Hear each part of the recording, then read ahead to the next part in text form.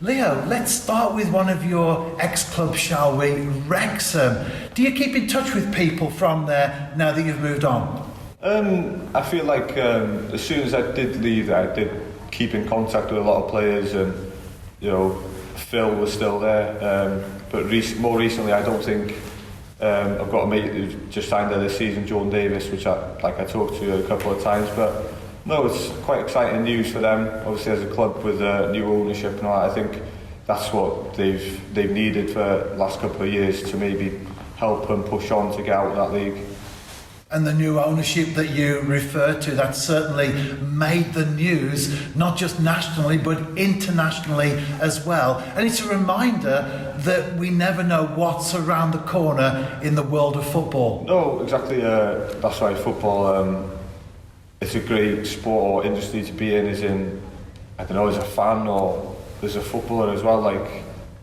Stuff like that can happen. I didn't expect that to happen to Wrexham. That's what I thought that could have or should have happened, but obviously it did happen, which kind of came out of nowhere, and it's a good news for them, yeah.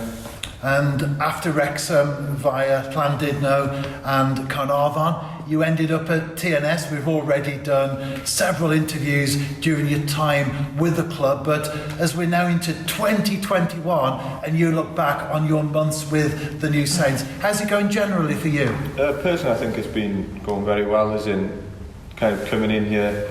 I knew it would take a bit of time to settle in and stuff, but I felt like I settled in nice and quickly. I feel like coming on, making my debut, scoring as well in the Europa League was a massive moment, scoring away as well.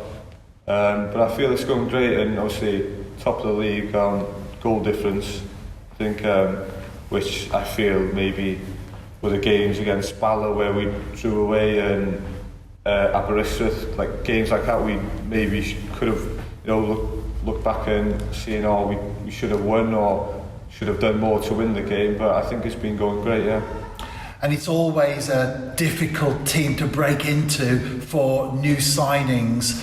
Do you feel that now that you've established yourself into the side, that's helped your game as well personally? Yeah, definitely. I think I've matured as a player as well. I felt like I matured since leaving Wrexham, going to Carnarvon as I did. Still a young lad as well, but I always knew the first couple of games it might take a bit longer, so obviously Europa League and the reasons where I wasn't really, never played in the competition before, which was different. And obviously I think I started every league game except Cymru. It was midweek, so it's been going great, and I couldn't ask for a better start. And you've mentioned the Europa League game. That was the next question. You were on the bench against MSK Žilina. You came on in the 81st minute. 20 minutes later, you scored your first goal. What a way to get your account off the mark with the New Saints. Yeah, definitely. I felt like pre-season went well.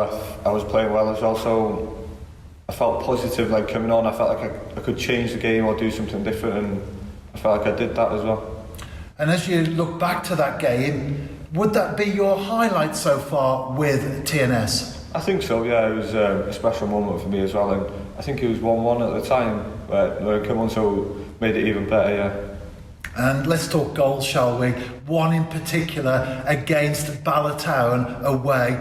What a fantastic goal that was. You picked the ball up in your own half, you skipped past a number of players, you spotted an opportunity, you let fly in the back of the net.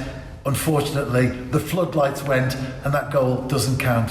Yeah, I think that'll always be the question asked, but no, I'm disappointed it didn't count, but obviously I did score it, which was quite special for me, but I haven't scored since that game, I don't think so. I think it's haunting me a bit, but I'm trying my best, yeah. Well, Ryan Astl's also scored on that day, didn't he?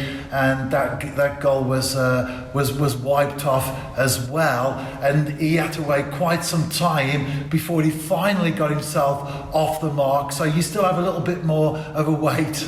Yeah, no, I think especially now with obviously we haven't had a game since however long now, so we don't know when we're back playing, but I feel like we'll see in training, I can do my best to try and get the goals in training and stuff to make it feel like I'm scoring. But no, the next game I'll try and make sure I score as well.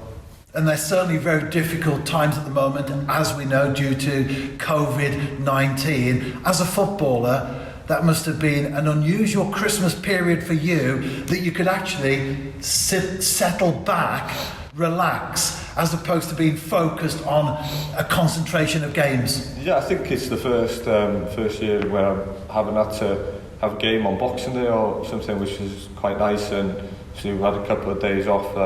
It's also helped, recovery and stuff like that as well. So I think whenever we can play next, I think all the lads will be nice and fresh to make sure we have a better 2021. And we're back at Park Hall now, training. Although there's no game this weekend, what's it like as a player training, but knowing that you haven't actually got a game to focus on at the end of the week?